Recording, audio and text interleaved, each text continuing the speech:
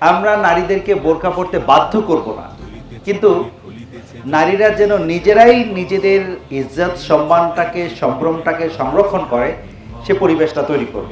আপনি যদি রাসূলুল্লাহ সাল্লাল্লাহু আলাইহি ওয়াসাল্লামের জীবন থেকে শুরু করে আজ পর্যন্ত দেখবেন ইসলামে নারীদের অধিকার সবচেয়ে বেশি সংরক্ষিত। যেই জামানায় নারীদেরকে হত্যা করাটা, নারীদেরকে মেয়েদেরকে জীবন্ত কবর দেওয়াটা রসমে পরিণত হয়েছিল, সেই জামানায় রাসূলুল্লাহ সাল্লাল্লাহু আলাইহি ওয়াসাল্লাম নারীদের জন্য এই অধিকার প্রতিষ্ঠা করেছেন। বলে নারীরা নাকি ব্যবসা করতে পারবে না। আপনারা বলেন রাসূলুল্লাহ সাল্লাল্লাহু আলাইহি ওয়াসাল্লামের প্রথম স্ত্রী কে ছিলেন? খাদিজা রাদিয়াল্লাহু তাআলা আনহা। হযরত খাদিজাতুল কুবরা রাদিয়াল্লাহু তাআলা আনহা তিনি কি ছিলেন? ব্যবসায়ী ছিলেন। নারীদের বিজনেস করার সুযোগ আছে। বলা হয় নারীরা তো প্রশাসনে কোনো কাজ করতে পারবে না, ডিসিএসপি হতে পারবে না, এটা বলে। জামাত ক্ষমতায় আসলে ডিসিএসপি হতে পারবে নাকি? নারীরা পারবে। রাসূল আসলাম বলছেন সানা থেকে হাজরামাউত পর্যন্ত একজন ষোড়শী নারী এখান দিয়ে হেঁটে চলে যাবে, কেউ তার দিকে কুদৃষ্টিতে তাকাবে না। এরকম একটা সমাজ আমরা প্রতিষ্ঠা করতে চাই। কয়েকদিন আগে বাংলাদেশ জামাত ইসলামের জাতীয় সমাবেশ হয়েছিল ঢাকায়।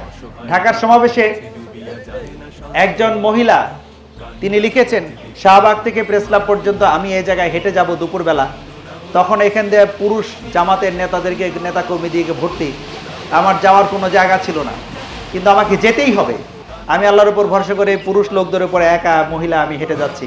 তার বয়স 30 থেকে 35 হবে। তিনি ফেসবুকে লিখেছেন এবং পত্রিকা পরবর্তীতে রিপোর্ট হয়েছে। তিনি লিখেছেন, আমি দেখেছি এই রাস্তার এই মাথা থেকে সেই মাথা যাওয়ার পর্যন্ত আমি যখনই গিয়েছি, যেখানেই মানুষ সামনে পড়েছে আমাদেরকে বলেছে আপু এসেছে রাস্তা করে দাও। আমাকে অত্যন্ত সম্মানের সাথে, নিরাপত্তার সাথে এবং একটা নিশ্চিন্ত পরিবেশ তৈরি করে জামাত ইসলামী লোকেরা আমাকে দিয়েছেন। এবং তিনি বলেছেন যে ওর পর থেকে জামাতের প্রতি আমার ধারণা, আমার শ্রদ্ধা, আমার ভালোবাসা বেড়ে গিয়েছে।